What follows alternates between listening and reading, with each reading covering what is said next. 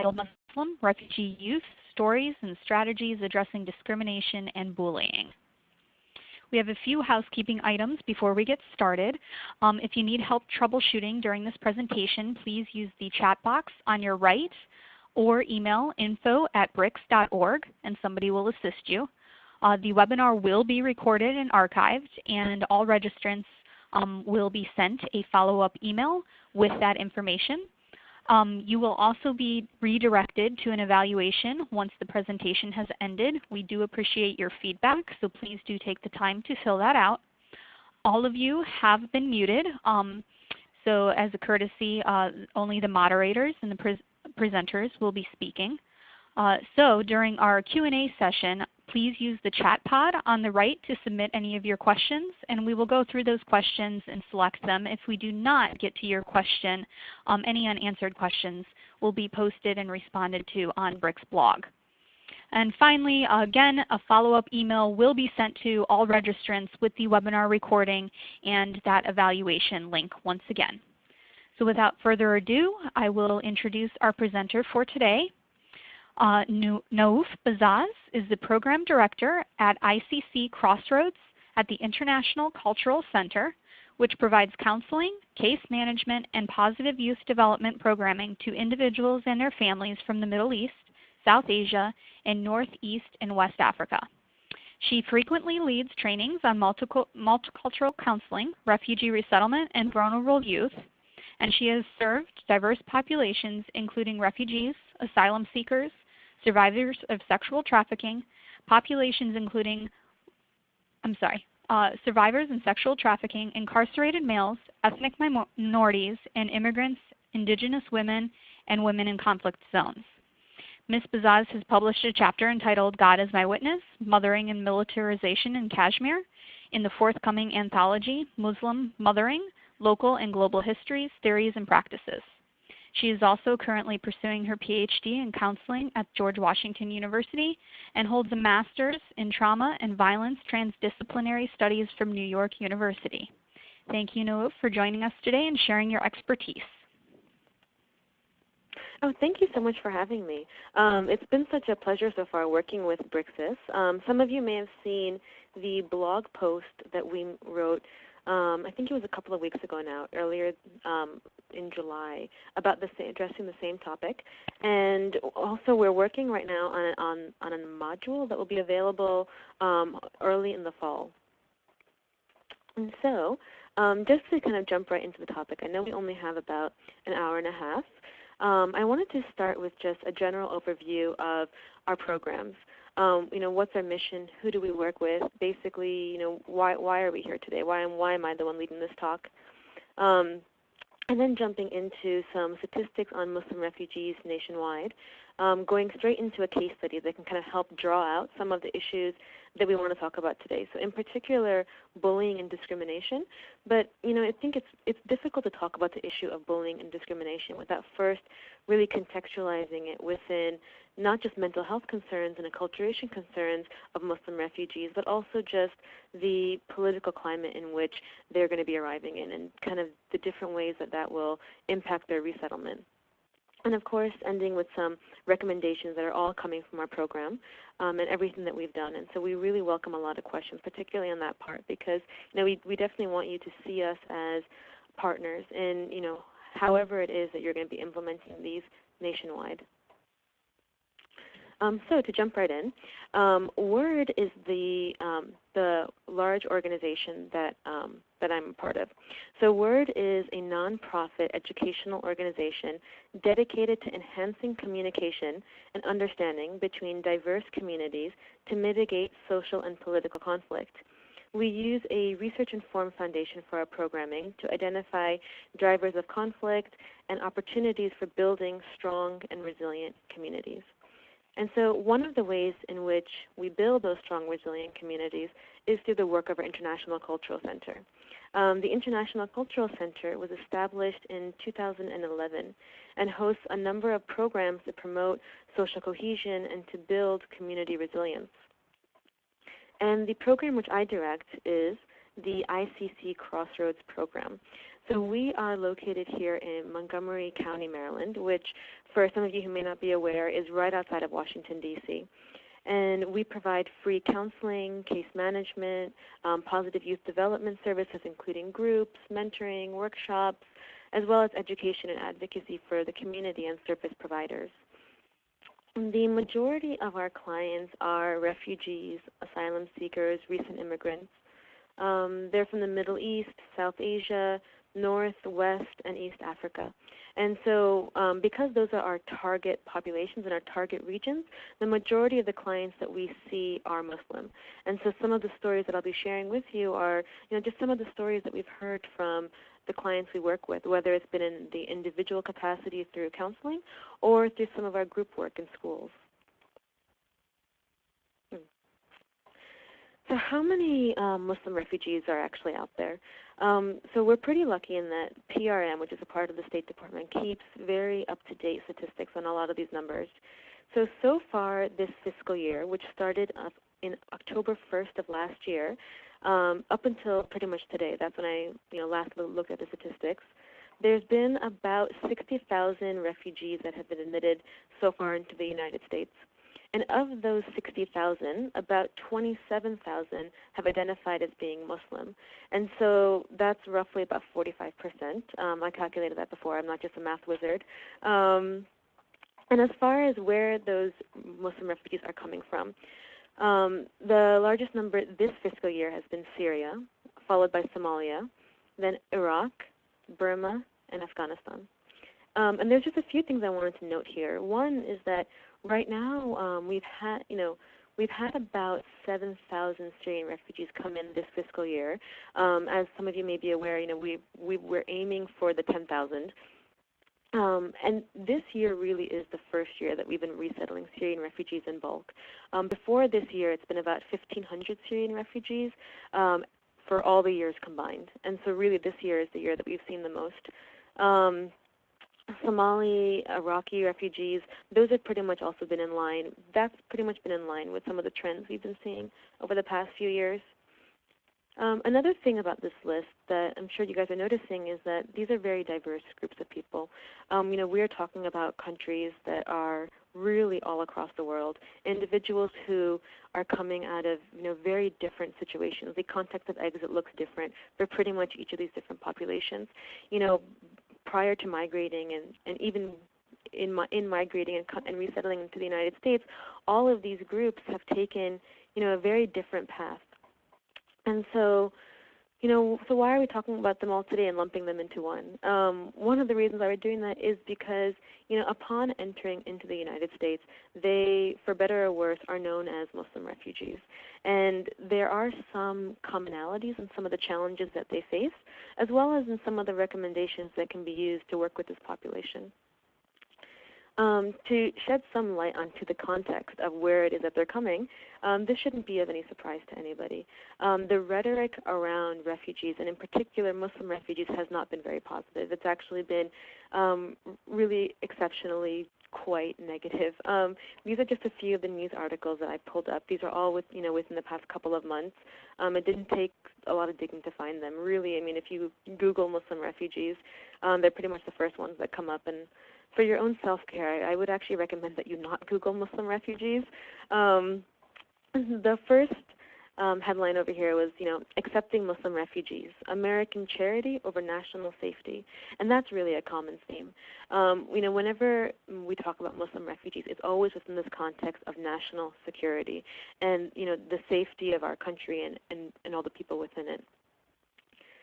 Next, there's another headline, alert. Here are the 190 U.S. cities Obama picked to send Muslim, quote, refugees. So here, of course, people are calling into question, are these people really even refugees? Who are they? What do we know about them? What's their real purpose for coming here? A couple of months ago, a few different newspapers, including The Drudge, ran an article with the headline, Syrian refugees rape little girl at knife point in Idaho. And so this headline that I'm sharing over here is actually from the Washington Post, and this was actually released once they debunked that story and basically proved that it was, entirely, completely false. And so again, I bring up these headlines not because, I want to have a conversation around security protocols and the security process to vet refugees. That in and of itself is, of course, its own webinar. I also, don't necessarily want to go into, into the politics of everything, because that in and of itself is another conversation. I bring this up because, when we're talking about Muslim refugee youth, this national conversation is trickling down. These are the conversations that are happening in households. These are the conversations that are happening in schools. And yes, they are a direct result of a lot of the rhetoric that we're hearing politically, whether it's been this election cycle or even apart from the election cycle. Some of you may know that last year, after the terrible shootings in Paris, there was this huge backlash against Syrian refugees, and it went so far that a number of states basically said that they want to quote ban Syrian refugees. And this over here is a map showing the number of states that actually wanted to do that. A lot of different politicians made statements. Donald Trump, of course, said, "If I win, they're going back." As many of you also know, he's of course called for a ban for not just Muslim refugees, but even just Muslim immigrants coming into the United States until, quote, we figure out what's going on. Of course, Donald Trump is not the only one. Ted Cruz, similarly, has made a lot of statements as well against Syrian refugees.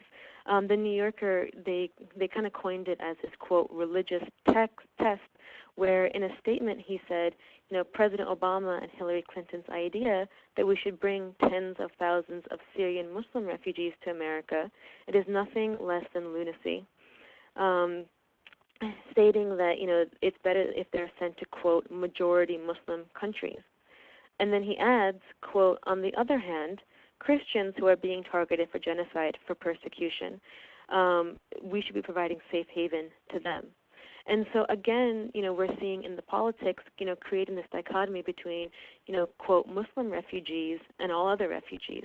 And I know that this in particular is talking about Syrian refugees, but really this, it doesn't matter at this point if you're a Somali refugee, an Iraqi refugee, or an Afghan refugee. This is the rhetoric that's targeted towards you as well. And I know that a lot of this is just that, it's rhetoric. A lot of us who work in the refugee field, we've noted, how much of this is actually implementable. And there's not much. There's very little that, for example, state governors can do in the face of national laws. But at the same time, I think it's important to still discuss this because this is where public opinion is. A state governor isn't going to say, I want to ban Syrian refugees unless that state governor knows that it's going to win them political points, curry favor, gain them popularity. And so, again, this is the environment in which the refugees that we work with are going into school and trying to live within their communities.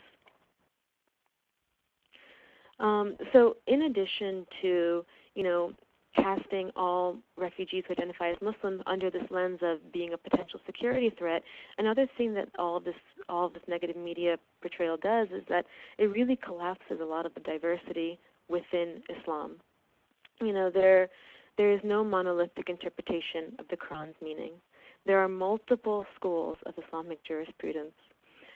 This one's an interesting one. There's no single codified text of Islamic law or Sharia. I can't tell you how many people have asked me and saying, I keep hearing about the Sharia law. Where can I find it? Where can I check out this book called Sharia law? It sounds like a scary book. I really want to read it. And the answer to that is that there isn't.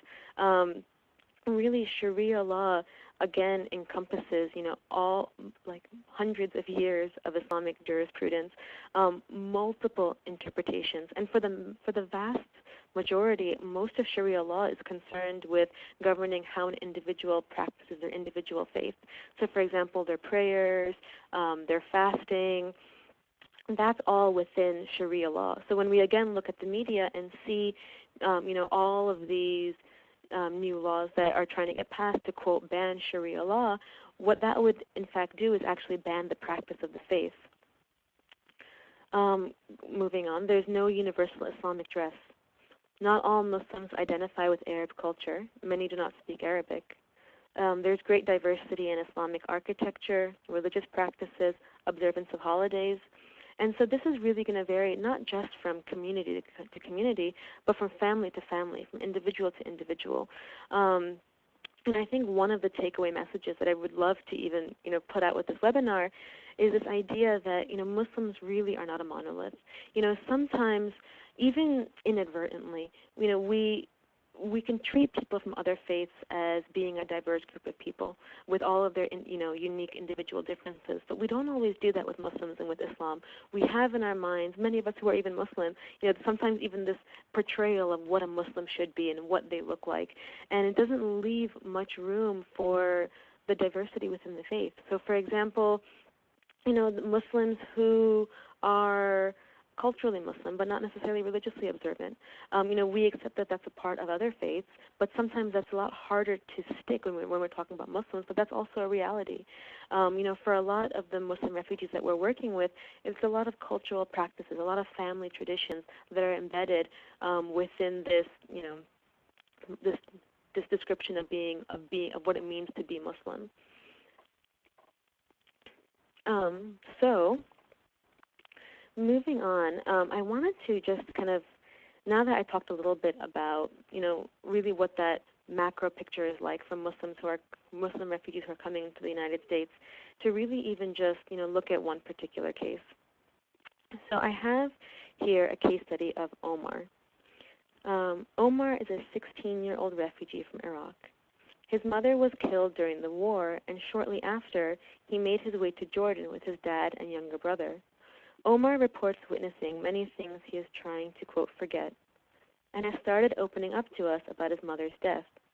He tells us that he is still haunted by seeing the image of her body at the funeral, and how scary it was for them when they left Iraq.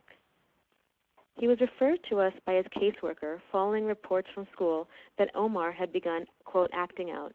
We were told that he had been sent to in-school detention for threatening another student.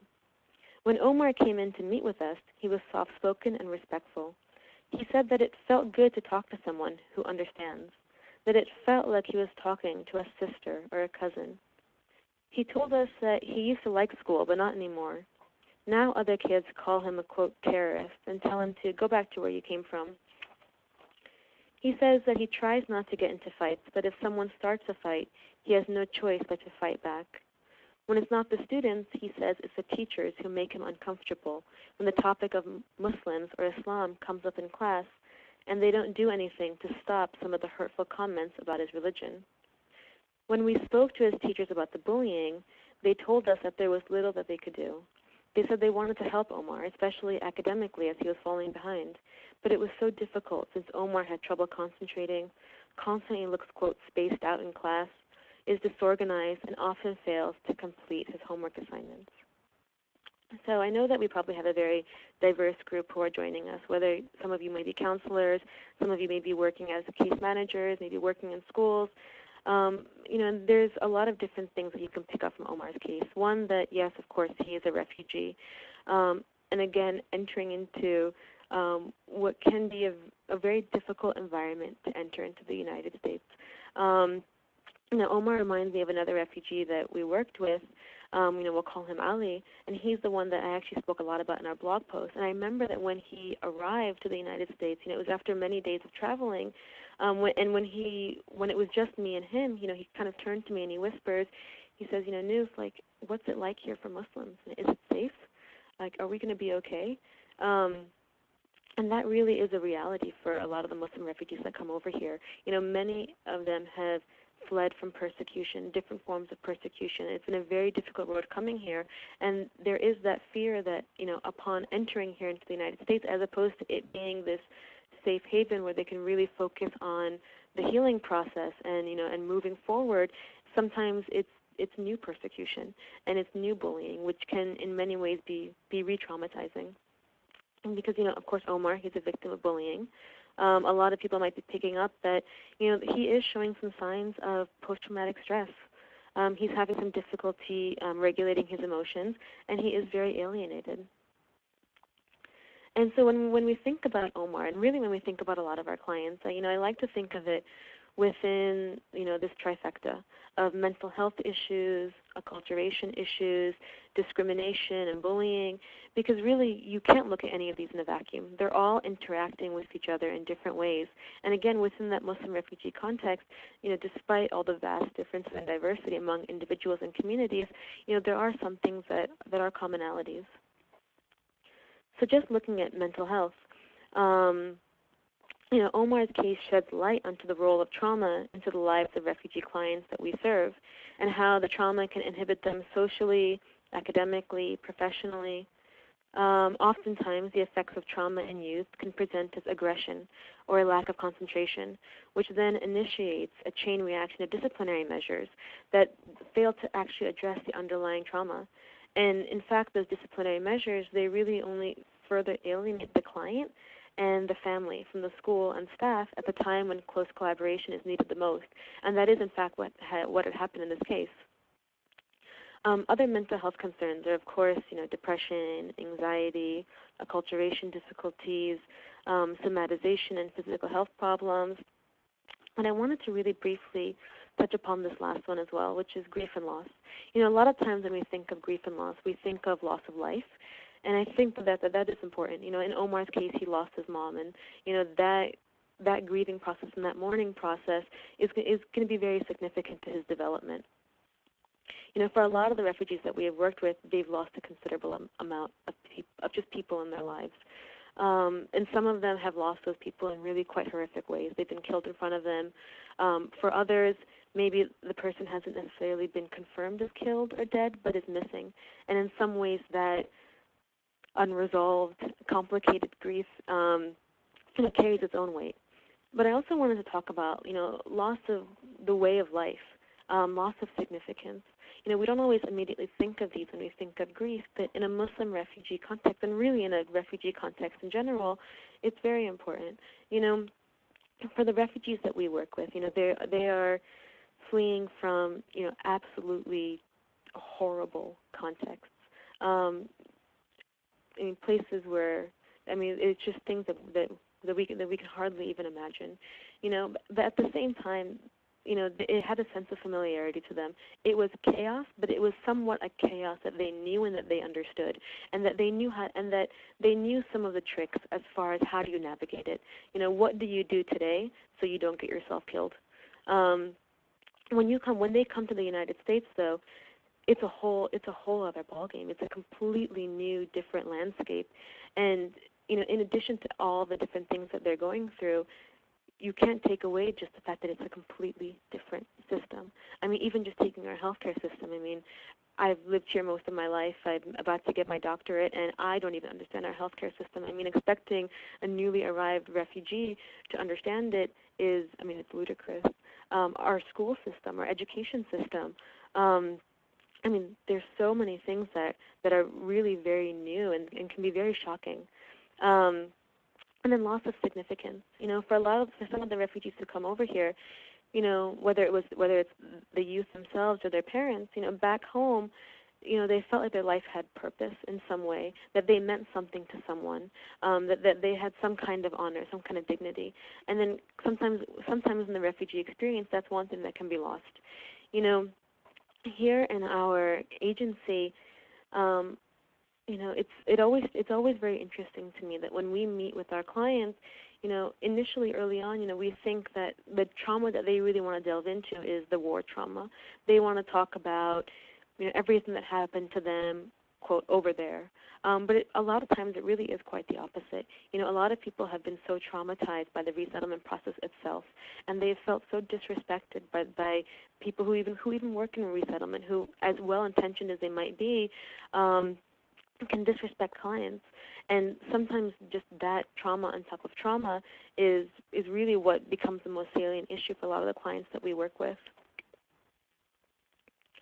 And then now to jump to acculturation stress. So, of course, limited English proficiency and the challenges that brings in navigating, again, school systems, health systems, legal systems. But then also, conflict with family members on cultural adjustment. What happens if, say, Omar if Omar is acculturating in different ways than maybe his father is or some of his siblings are? Is that going to create tension? And how can we help to mitigate some of those tensions and open up those lines of communication? And then marginalization. For a lot of refugees who come over here, sometimes they kind of fall into this, special place where they don't feel like they belong anywhere. They don't necessarily feel that they belong within the U.S. and, our culture and our customs. And at the same time, they don't necessarily feel that they even belong where they came from. So in the case of Omar, we kind of hear this all the time where, you're too Iraqi to be American, but then at that point you're too American to be Iraqi. So where do you really fit in? How do you reconcile that? A lot of the acculturation research has shown that, the individuals who are marginalized and feel that they have nowhere to belong are really the ones who struggle the most and who really are the most at risk. And then on the flip side, for individuals who are able to really embrace this bicultural identity, to feel that they are American and that they are Iraqi. Those are the youth that really do the best, because they're the ones who are able to, glean the protective factors of both communities. They're the ones who are able to get the support from both communities and are really able to, form this unique identity for themselves. And, if we're thinking of Omar right now, he's in high school, and, he's asking himself the questions of who am I, where do I belong, and those are very normal questions to ask. I mean, that's very developmentally appropriate for somebody who's in high school. But now let's take this again in Omar's case. How do you answer that question when you turn on the news and you're told that you're a terrorist and that you need to go back to where you came from? And that's when you turn on the news. How about when you go into your classroom and other students who are, of course, watching that same news, are absorbing these same messages, again, whether it's from the media or from their family or from their community, come up to you and say, you're a terrorist, go back to where it is that you came from. How do you answer those questions of who am I? How do you reconcile these different parts of your identity when you're basically told that you don't belong anywhere, where wherever you turn, it's this us versus them mentality, and you're just really trying to find your place. And so I think, again, acculturation in and of itself is definitely its own webinar, but I did want to just talk about, a few points. So, I know that, again, working with refugee youth, we always hear the word acculturation, and I think a lot of times the actual definition can get lost, and sometimes we conflate the term acculturation with assimilation, when, in fact, they're actually very different things. So acculturation is the dynamic process of change that individuals undergo as they interact with and adapt to a new or different cultural environment. It's an interactive process that occurs along different life domains, so language, values, and of course happens at different rates of change. And so I think one of the big principles I want to talk about is this first one in the blue box. So acculturation is complex and it's multidimensional. And I say this because it's really important that we as service providers and even just as people, avoid these one-dimensional representations of individuals and of immigrants. The older definition of acculturation basically placed individuals on a continuum, where on one side of that continuum is their ethnic identity, sort of this quote other, and then as they progress and become more acculturated or in this way more assimilated, they then shed parts of their ethnic origin and ethnic identity and then adopt more quote American, a more American identity. And so, and when you kind of are talking about this spectrum, if you can see me, I'm moving my hands. If you can talk about this spectrum, within this is this idea that there's the good immigrant and there's the bad immigrant. The bad immigrant is the one who is holding on to parts of their ethnic, identity. But the good immigrant is the one who is, is totally American, quote, whatever it is that means. And so, of course, there's a lot of racist implications within this definition. And I know that I just phrased it as this is the old definition. This is the old definition when it comes to the research and the literature, but not in practice, because I still see this definition being used all the time. So, for example, again, as a service provider, when we're, for example, doing outreach about our program, and we say, oh, I already did it with you guys. I'd say, we reach out to Middle Easterners, Africans, South Asians. We work on a variety of issues. Please refer clients to us. Sometimes people will say to me, they'll say, there's this one kid. He definitely needs counseling. He's starting to act out. He's having some problems at school and at home. But I don't know if he'd be a good fit for your program. He's pretty Americanized. So it's not really a cultural issue. And again, I'm told this by service providers. And whenever they say this to me, I just want to smack my head, because I just think, what does that mean when you tell me that this kid is Americanized? Do you mean to say that his culture has absolutely no bearing on his daily life, on who he is, on how he thinks, on how he acts? And that for somehow, our program is only relegated for, quote, cultural issues? What is a cultural issue? All presenting problems, all issues, they incorporate culture. And so I think a lot of times we're too quick to label individuals as being, quote, acculturated, as being Americanized, and then the other ones who are the other and the immigrant. When, again, in reality, acculturation is a very complex, multidimensional process. Looking over here to the orange box, I should have a cursor. Looking over here to this box, each individual processes acculturation in different ways. And so, this means that, it's important to understand all the different parts that go into acculturation and culture. There's the micro level, there's the cognitive part, there's the affective part, there's the behavioral components. There is, it's very fluid. There are so many levels to this, which brings me over here to acculturation being contextually based. We have to think of the context and environments from which individuals are operating. An individual might act differently in a social setting in school than they may in their workplace, or may in the home, or at a family gathering. And that doesn't make them, quote, any less Americanized. It just means that acculturation is much more complex, and that's okay. But we just, in our practice, need to catch up with these definitions, because then inadvertently, as service providers, we're only furthering the bullying, discrimination, and marginalization of our clients by, pitting them against each other and assuming that there is, the good Muslim versus the bad Muslim, the good immigrant versus the bad immigrant, and that the only ones that, quote, we want are the ones that, really align up to this very idealized definition that we've created as to what an American is and what an American should be. When in reality, the process of acculturation, it's a two-way street. Just as how individuals are coming here and going through many different changes, here within the United States, our own landscaping, our own tapestry, it's changing as well with each new immigrant group that comes, each new refugee group that comes. Again, what it means to be an American changes. And then just directing us down here, acculturation intersects with racial and ethnic identity, as well as other aspects of one's overall identity.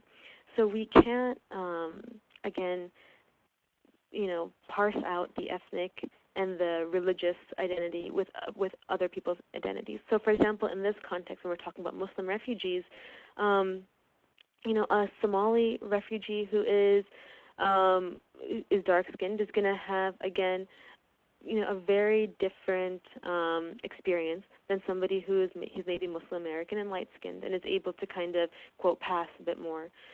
Similarly, gender.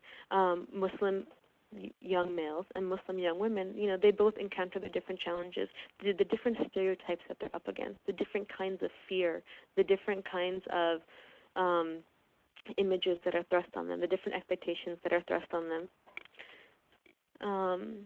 I was looking at the chat. Oh, thank you for the nice comments.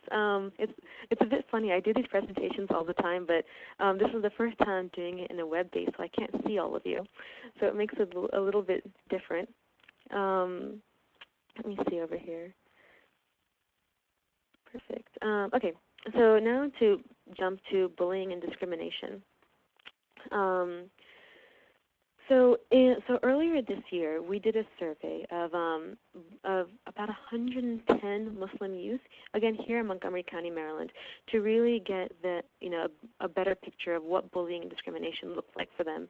Because again, bringing us back to Omar's story, he discussed being bullied, and that there were certain comments that were made in the classrooms and in the schools that were unaddressed. And so we wanted to see, how much of this is happening. And so according to our survey, 1 in 5 students felt intimidated, harassed, humiliated, bullied, or emotionally or physically abused by classmates because they are Muslims. That's 1 in 5. Interestingly, this statistic actually jumped to 1 in 4, so actually 25% of respondents when we looked at just the males. And so, I think that that's a really important point to bring up because this is a huge, huge number. I know that, a lot of times people, we talk about bullying and we say, bullying, it's what doesn't kill you makes you stronger. It's a natural part of life. You experience it, you get over it. But I'm sure that a lot of the people on this call are here because you, of course, take this issue much more seriously than that. As you know, bullying is a form of violence, and it can result in, multiple consequences that include physical harm, emotional harm, and even death. And so this is a really serious issue. And when we're saying 1 in 5 students or 20% of or 25% of the male respondents, this is a big number.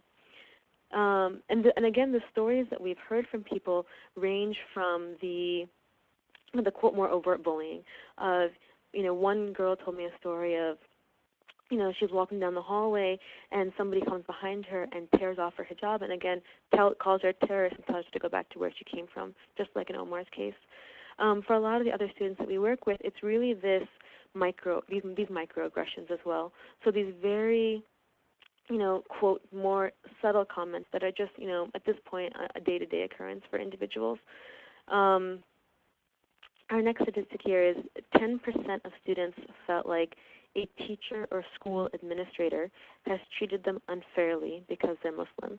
And so this means that, the very adults, the very individuals within the school system who, we entrust with our children and with the task of helping children through bullying and discrimination, students actually felt that the bullying came from the teachers and school administrators themselves.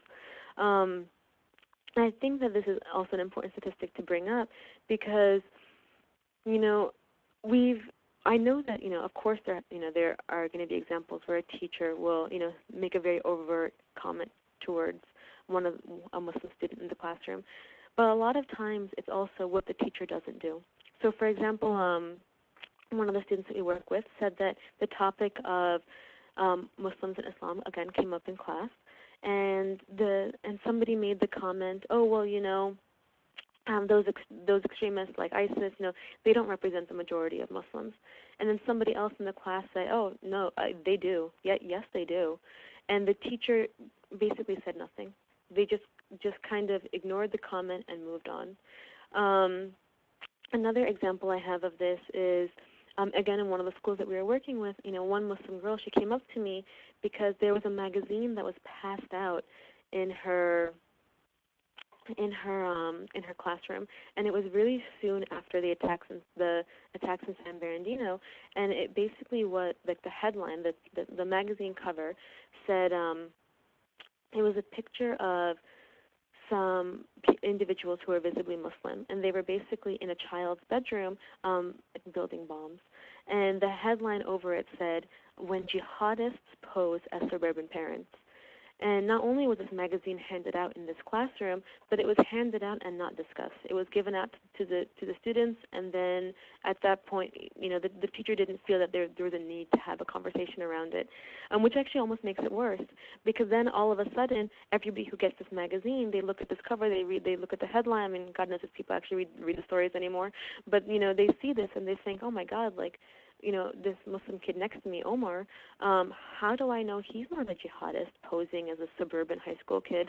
And then suddenly Omar has a target on his back. And again, it's so funny. Whenever I do these presentations in high schools, and I give this example, there's a lot of outrage, and the teachers, they raise their hand and they say, "Tell me this wasn't my school. This better not have been my school." And it's interesting because it really galvanized a huge reaction from people, and it made me realize, I think, even more that of course there are the examples of teachers who maybe are prejudicial towards their students. I do think that for a large part of this, it's teachers who don't necessarily know what to say or what to do, and their silence then is what becomes the thing that's perceived as being discriminatory by students. By not resolving these issues is what's the problem. But a lot of the teachers that we talk to, they don't know what to say. They don't know how to handle this issue, because now all of a sudden, does your run-of-the-mill 8th grade social studies teacher know how to tackle the issue of explaining to everybody in their classroom the difference between ISIS and and somebody who's actually Muslim? That's not something that everybody's prepared to actually handle.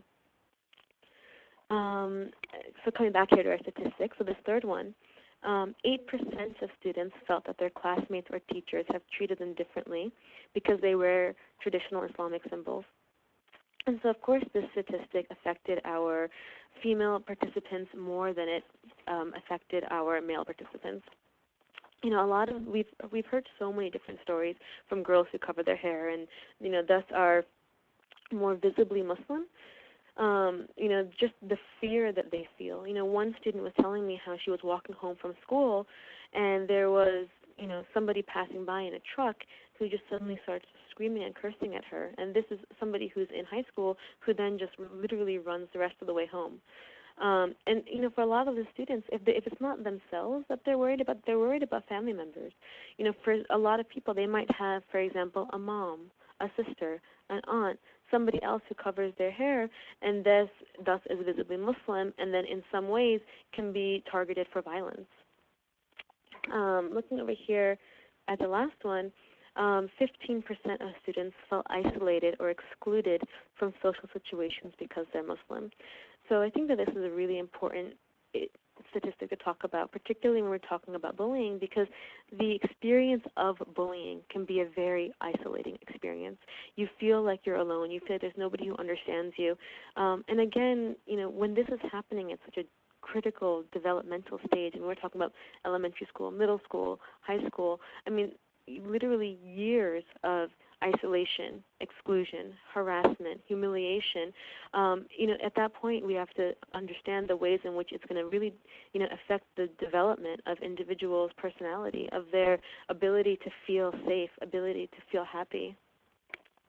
Really, I think that there are just so many stories. I could go on and on. But I do want to jump into the recommendations. The first one I have is for skill-building youth workshops and groups that raise awareness of bullying and promote positive coping skills and resiliency.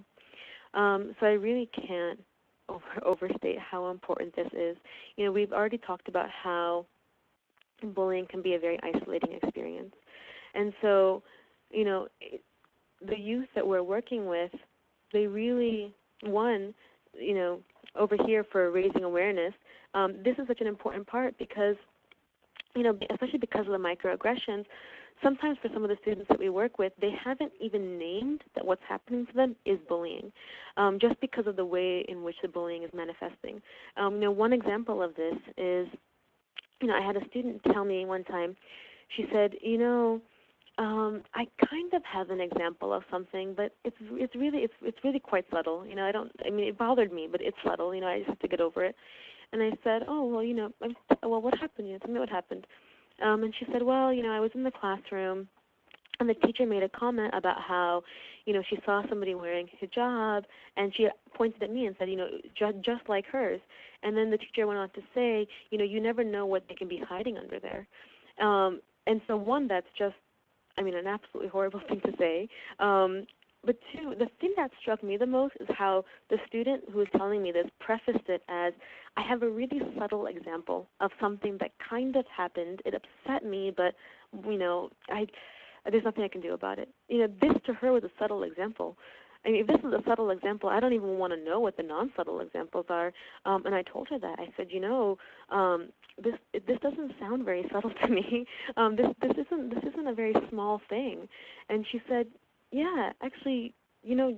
I mean, it has really bothered me since that day, and I couldn't place why. I just thought I have to get over it. And so what that student actually said is, she said, but the teacher who said it too, like, I know she's not a racist. She's a good person. Like, I just don't know why she would say something like that. And so I was talking to her, and in the end, she actually went to that teacher and said, oh, by the way, Miss So-and-so, this comment that you made, this is why, it actually hurt me, and this is why. And in that instance, it was something where the teacher said, oh my God, I'm so sorry. That was not my intention at all. I'm really sorry, and I'm so glad that you brought this up with me. And I think, and it was a point where, that student took on her own, then took an event that really made her feel very marginalized, felt very ostracized, and then she was able to have a conversation with the teacher where she suddenly felt more connected to that teacher. And so again, raising awareness is such an important part. As well as promoting positive coping skills and resiliency, because bullying, it takes a toll on people, and they need to have skills in order to work against that. So one of the ways in which we do this is through our Global Citizen Forum, and this is a group that we do in local high schools as well as in community centers. And there's a lot of different skills that youth can get from these. They get advocacy skills, but they also get micro-counseling skills. So, we know that that youth, peers, like, they're the gatekeepers. They're going to be, that first place you turn if you're being bullied. And so if students are then trained with the skills of, here's what bullying looks like. Here are the effects of bullying. Here are some things that, if you know somebody who's being bullied, here are some things that you can say or do that might be helpful. And you know what? Here are some things that might not be helpful at all, and you probably should not say this to them. And when we tell this to kids, they're so relieved. They just think, oh, good, I have something I can use to help people, or even for themselves. We talk about how bullying, it really breaks down your sense of self, your self-worth. How do you build that up again?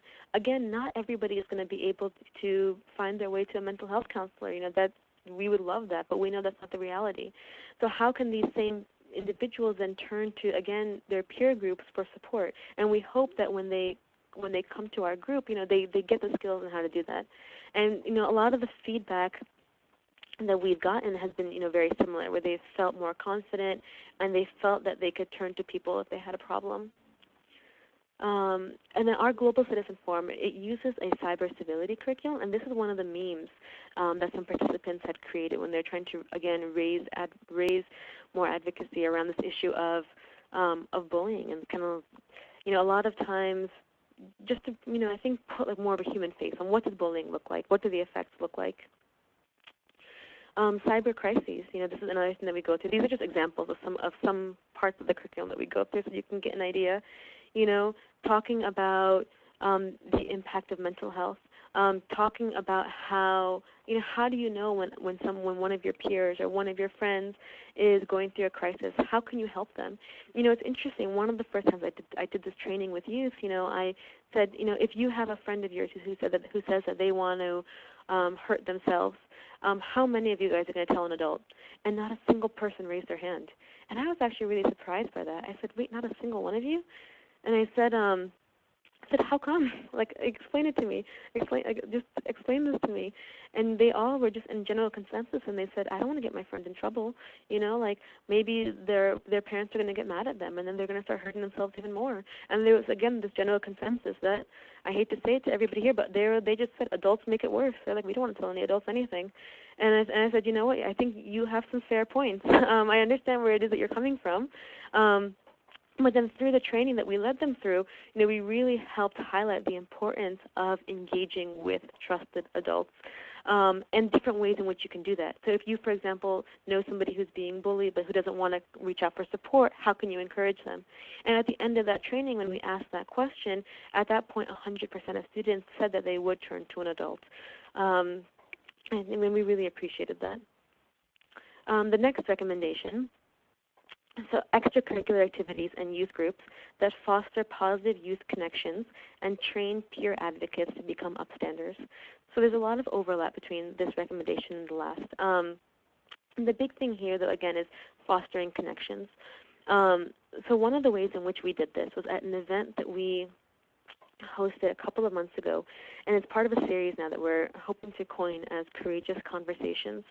And the idea behind it is that we teamed up with the Gaithersburg Beloved Community Initiative that works with retired adults, and we brought together adults from the community that included elderly adults who were Japanese American and had lived in internment camps, and really experienced a lot of discrimination around that time. We brought together individuals who were very active in the U.S. civil rights movement. We brought together individuals, again, elderly individuals who fled from Nazi Germany. And we brought that together to do a circle with Muslim youth to talk about Muslim youth discrimination and bullying today. Because, all of us, we're very well aware of the fact that, Muslims, we are not the first group to have experienced this kind of, xenophobic hatred and this kind of discourse. And, sadly, we're probably not going to be the last. And so if we can build solidarity with individuals who have already experienced this and learn from them, what helped them personally? And then also what helped them when they were trying to build a movement? And so what came out of this event, it was really remarkable. We all, again, went around in a circle, and everybody shared their experiences of discrimination. And I think it was, for all participants, particularly the young Muslim youth, really inspiring to hear the advice that some of these elderly individuals, particularly the woman over here who was in the Japanese internment camp, that she had for them. And then I remember this individual over here, she was very active. She is very active in the LGBT movement. And at the end, it was just like this amazing point of just intersectionality where, she basically just spelled out for Muslim youth, listen, if you want to build a movement, if you want public support, if you want to fight for your rights, this is what you have to do. And she said, I know, because that's what we did. And it was just this phenomenal conversation where, these youth really took away from it, not just being in this room and feeling welcome, feeling loved, feeling appreciated, but then getting this really tangible advice. And we're actually going to be doing a follow-up now to this event later this month as well. The third recommendation, so trainings to recognize warning signs of students who may be affected by bullying and provide supportive environments. So I don't have any pretty pictures for this one, but basically we've done this one in a couple of different forms. So we, for example, in one of the mosques, it's one of the largest mosques here in Montgomery County, there was a parents' night that was hosted with Muslim parents where we started talking about, what is bullying? What does bullying look like? How can you recognize if it's happening with your youth? And it was an important topic because, not all youth feel comfortable sharing with their parents what's happening to them. There is it's a very shameful, isolating experience, and they don't always want to talk about it. And so if parents have some of the better skills to ask some of the right questions, it can go a long way. And then here around provide supportive environments, I think this one is so critical. I remember I was at one meeting. I was doing a presentation on Muslim bullying. There's one advisory group that we're a part of. And somebody raised their hand, and they said, this issue is, this is terrible, this bullying that's going on. And they said, what are Muslim groups doing about this? And before I could even answer, somebody else raised their hand and said, that's not the right question. They said it's not about just what Muslim groups can do about this. And that person said, listen, we need to even think about our own civil rights movement. It wasn't just those communities that were maybe the most directly affected by the discrimination, but it was everybody. It takes everybody. And they said, you shouldn't ask what the Muslim communities are doing. You should also ask, what is your church doing? And then after that event, actually, we've been doing a lot more outreach now into churches. And actually one of the best ones that actually stands out to me was it was in a very large church, and they had, I think, 3 or 4 services each Sunday.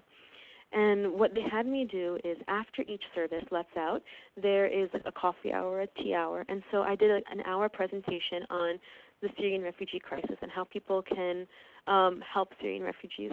And, of course, we welcomed all the donations. We welcomed people who said that they wanted to volunteer. But one of the biggest reasons that we were also there is because we wanted to help change the rhetoric. We wanted people to understand who a refugee is, what a refugee isn't.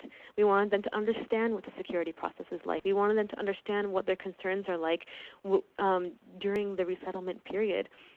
And we wanted, and the idea behind that is that if they have a better understanding of who people are, then even just that one person can help create that more positive environment.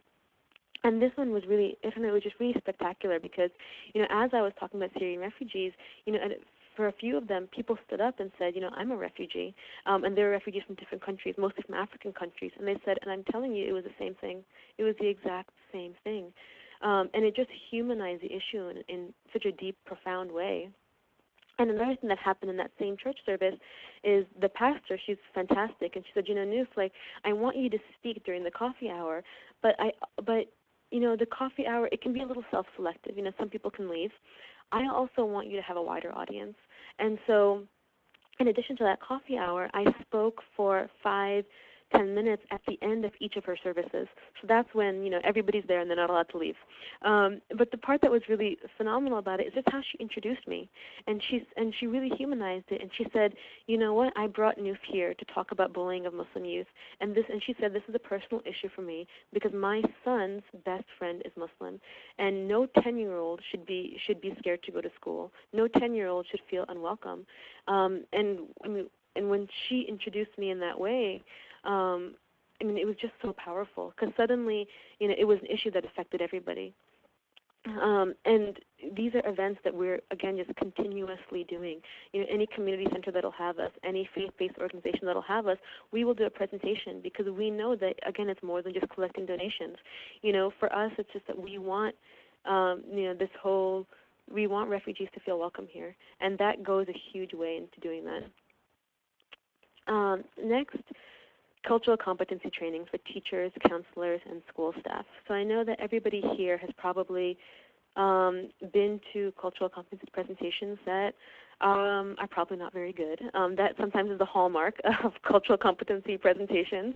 But with that caveat, they are really, really important to do. I would argue we should try and make them really good, but they're very, very important to do.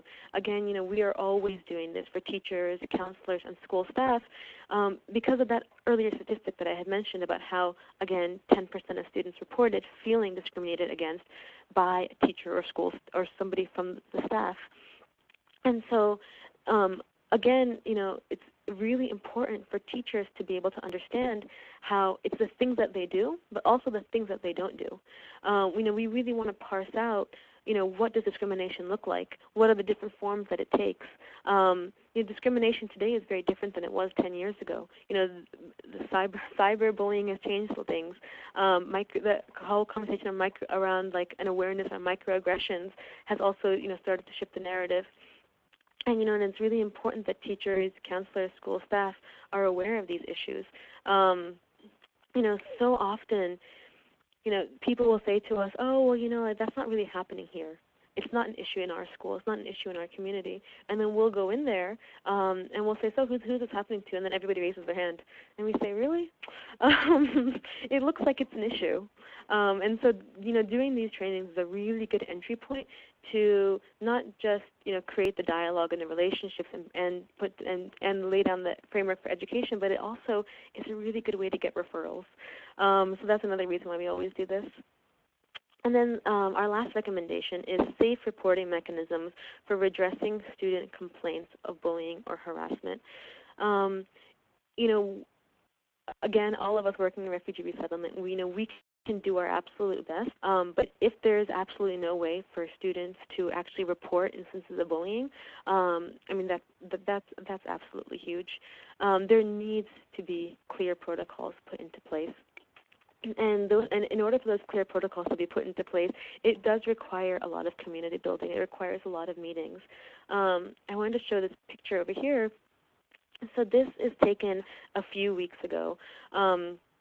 Again, here in Montgomery County, Maryland, what happened was that the Muslim community and the Muslim faith leaders basically had a series of meetings with Montgomery County public school system to present some of the statistics, present some of the stories, and present some of these recommendations.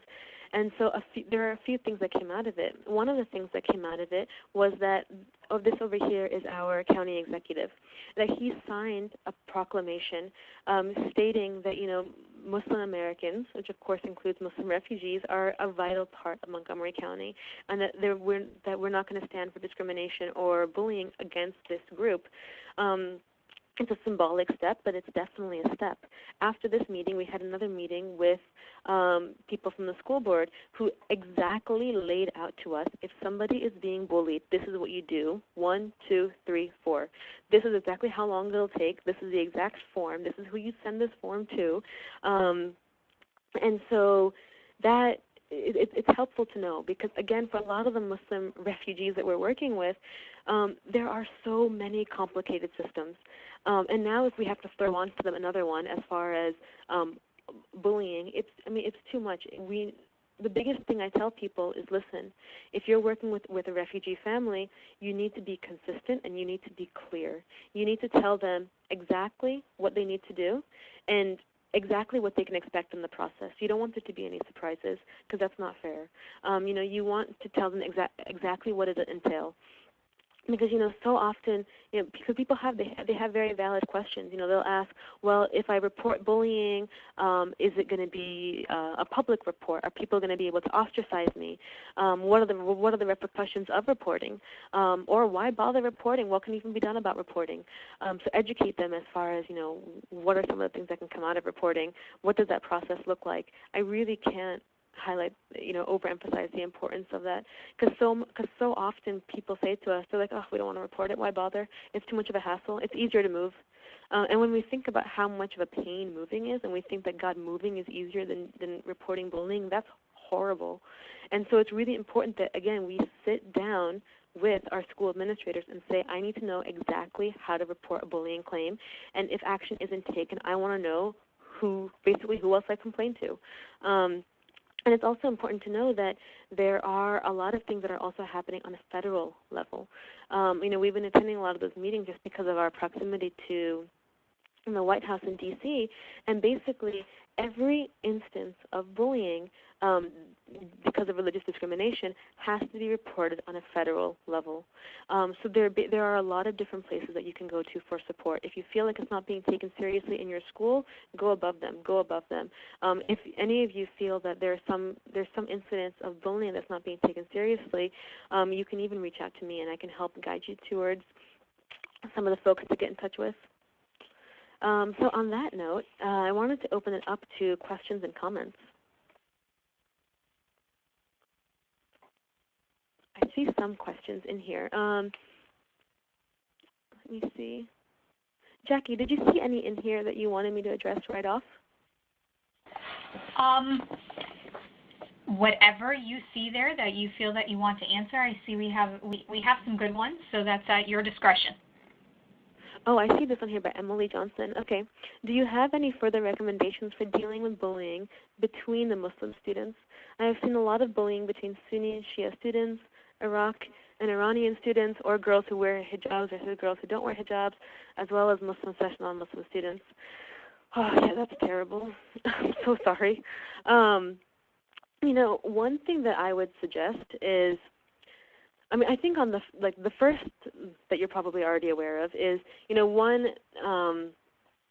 being, I think, staying up to date with a lot of these issues. So this is slightly tangential, but I know that a lot of the resettlement agencies that we work with, a lot of times, sometimes some of the bullying that can occur between Muslims and within the Muslim community can be a bit surprising. And so I think it's really important, again, just to restate that for people who are working in refugee resettlement, is that it happens, and that it's something that we, again, just need to be very aware of.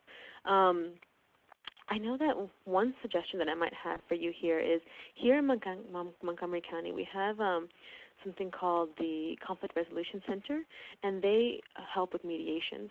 And so I'm wondering that, especially if you have individuals from within the Muslim community, if you wanted to do some kind of mediation between them, and that can involve, obviously, I would definitely recommend having some kind of Muslim organization that would be there, just so the students don't feel like they're being victimized or ostracized, as well as people who are trained in mediation. I think that it's really important to kind of bring them to the same page.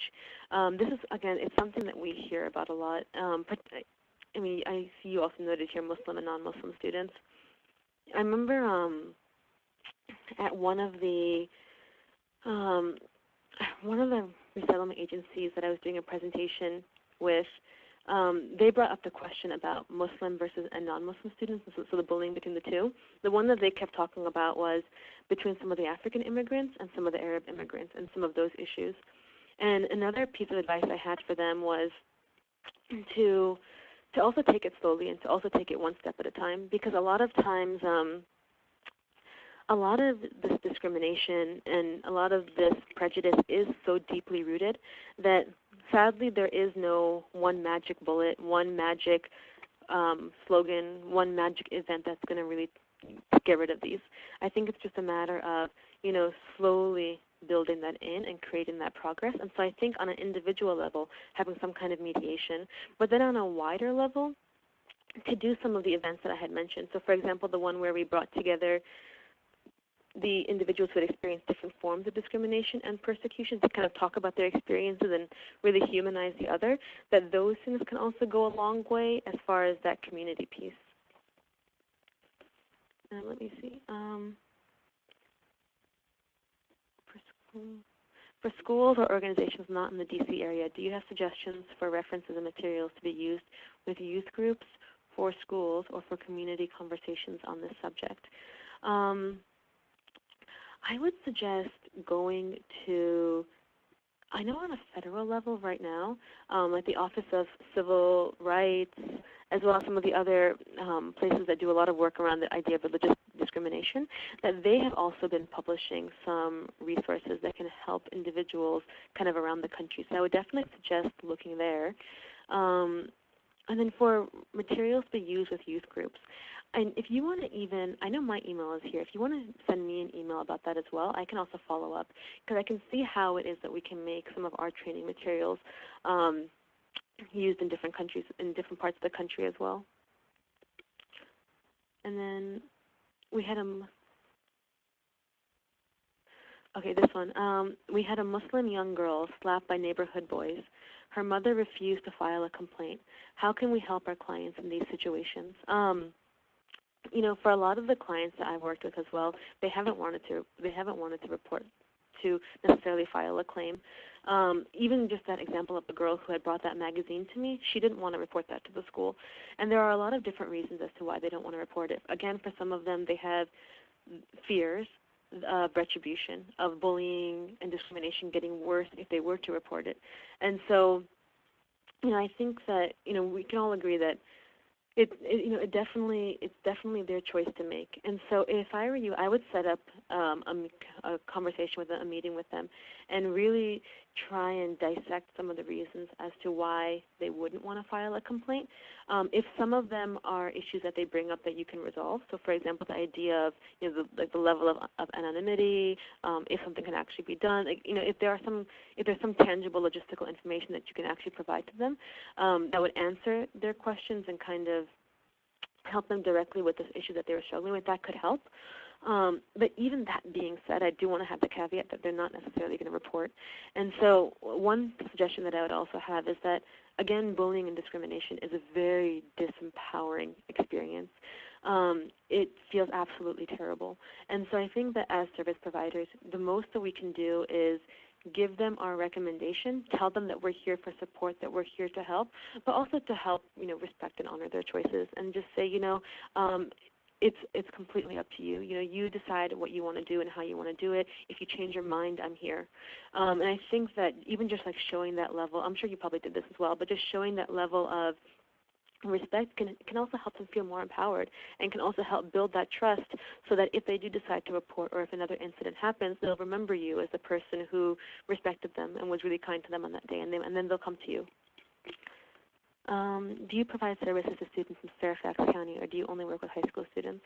So currently, we're just in Montgomery County, Maryland, but we've started to have some services in other places as well, and in other jurisdictions. So I know that Virginia is just tough because of the way a lot of our counselors are licensed. Sometimes it can be easier for us to see some people in D.C. And I know that for folks who are in Fairfax County, they can come, if they come to Maryland to meet us, I know it's a lot easier. But if we were to go to Fairfax County, I know that we haven't been able to do that.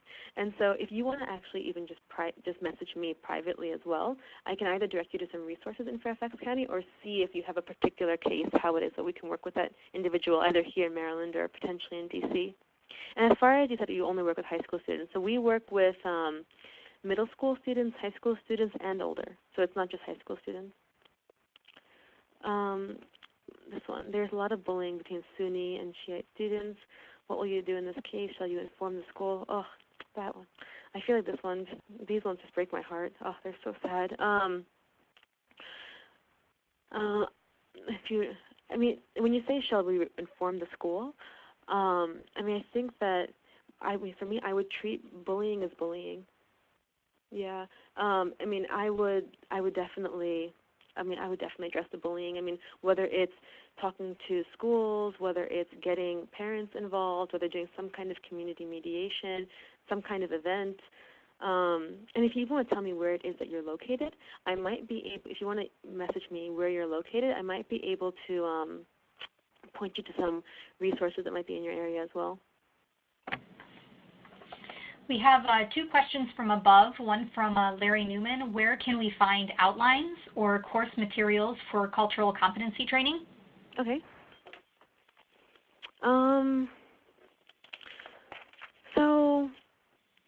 You know what? Let me get back to you on this one, because I know that somebody else had asked me about this as well, because I know that we have our trainings that we do, but I also know that here in Montgomery County, they just held this summer a class which was for teachers and educators on religious literacy and working with people of different faiths that was specific for educators. And so I can connect you to the person who was in charge of that to see if that's a kind of curriculum that can then come to other school jurisdictions as well, and how that would happen. So I'm sorry that my answer to a lot of these questions is email me, but if you could please email me, I can direct you to his contact information. And then over here, even the discrimination between parents. Oh yeah, this one just keeps getting worse and worse. Okay, I think it needs to be addressed just like any other kind of bullying is. So I would involve schools, but still to do it in a sensitive way. Like if there was some other organization, like a Muslim organization or some kind of like direct service provider that you can kind of team up with to help you with this, I would definitely recommend it. Honestly, if they were in our region, we would suggest literally bringing them in, and we would work with the family. And so I think for this family, it would just be finding resources for them.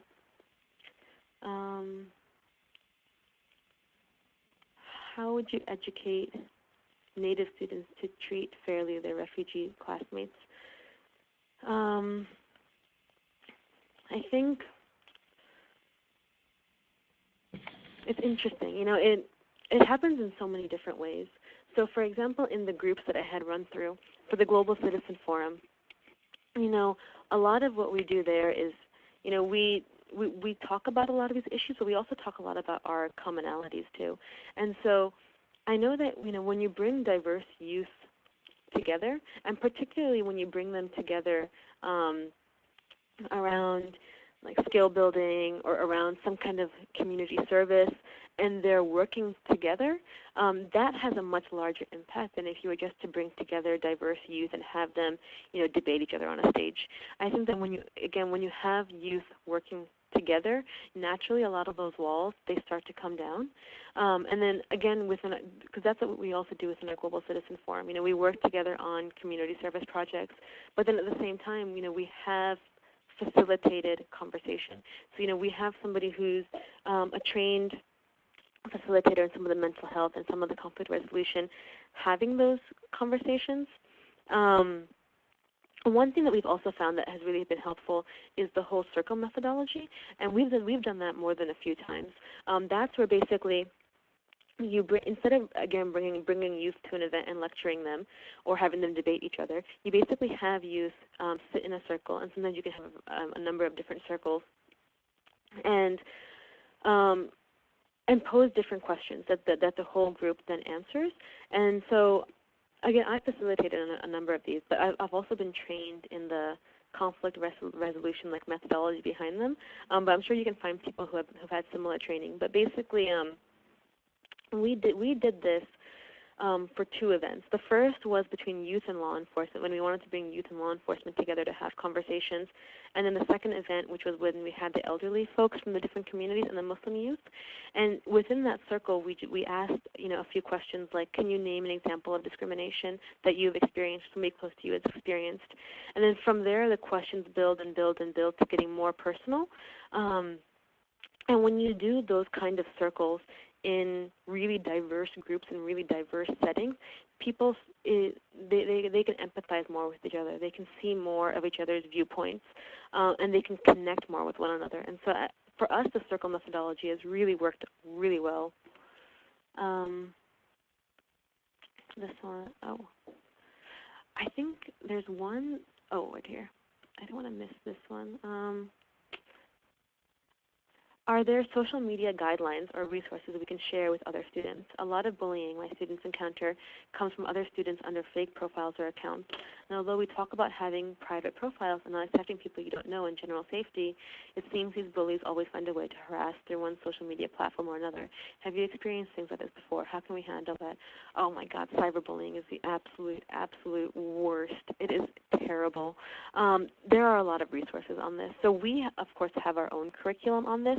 But I also know that there's a lot of curriculum also out there on cyberbullying and different ways in which you can educate students about different guidelines, especially because cyberbullying it can carry some pretty hefty penalties, and people need to really be aware of that, as well as ways that they can generally safeguard themselves. So if you want to email me, I know that we have our curriculum, but again, I know that there are so many out there, because I know that even when we were making ours, we were consulting with other ones. Like I think that there was like NetSmart.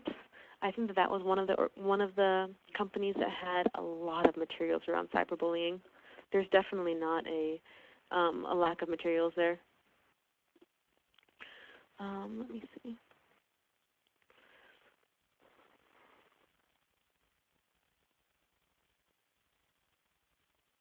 Okay.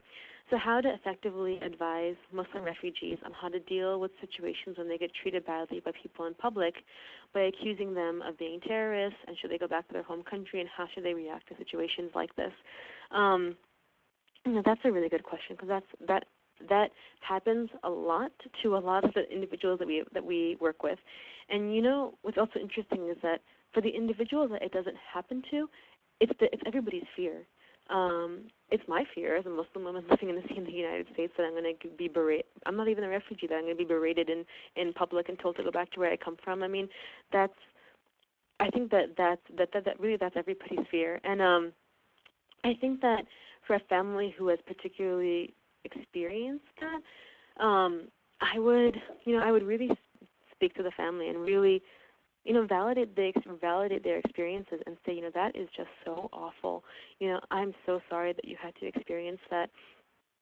and pull out, the idea of how, like, it must be re-traumatizing.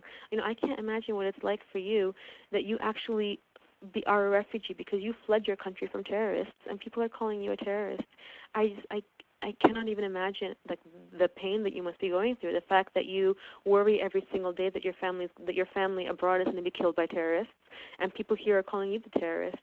And sometimes even just to spell that out for them, to be like, listen, I understand. I mean, even though I can never fully understand, like I can understand how some of these issues are particularly salient, particularly sensitive for you, and sometimes. Again, because that being ostracized is such a isolating experience, them just knowing that they at least have you and they have your support and they know somebody who, quote, gets it can go a long way. Because honestly, in those instances, there is very little that they can do. I mean, it is a very disempowering experience for some individuals. If they, whatever it is that they feel comfortable doing. If some people feel comfortable, saying something back, they can. But if they also feel that their safety is threatened and that they don't want to, that's their right too. It's their judgment call. I mean, there are so many different factors that go into it. I think that it's really in the aftermath that as service providers we should be looking at as to how can we support them. And maybe if they're Muslim refugees, we get a lot of because we do so much outreach with multi-faith communities, people at churches, they email us and they say, we want to host a dinner for refugees. Do you have some refugees that we can host a dinner for? Can they come to our church and we'll feed them? And if you can connect Muslim refugees to people like that, who they're not looking to convert anybody. They just want to send that message of refugees welcome. And there are people in the community who want to do that, who want to host those dinners, who want to host those events. And if you can connect some of these individuals who have experienced this kind of discrimination to those people, I think that could also go a long way because it can send that message that that not everybody's like that. It brings people together. Yes, definitely look at Jackie's lesson plans. Thank you. Oh, yeah, lots of thank you ones. Oh, yeah, thank you guys for sharing the social media resources. Yeah, Common Sense Media. Yeah, we also look at them a lot as well. Challenge Day is a great resource. Works around bullying in schools. Okay. BRYCS is releasing a highlighted resource list. Okay, perfect. Thank you, Jackie. Yep. And there's a link to my original blog post in the topic as well. Any other questions or any questions that were asked that maybe I had missed?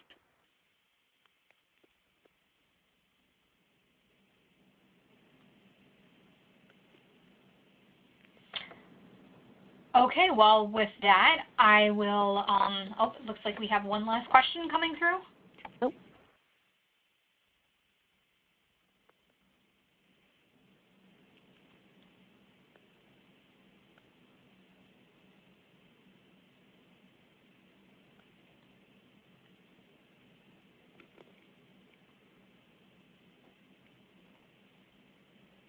Oh, there's two people typing. Okay.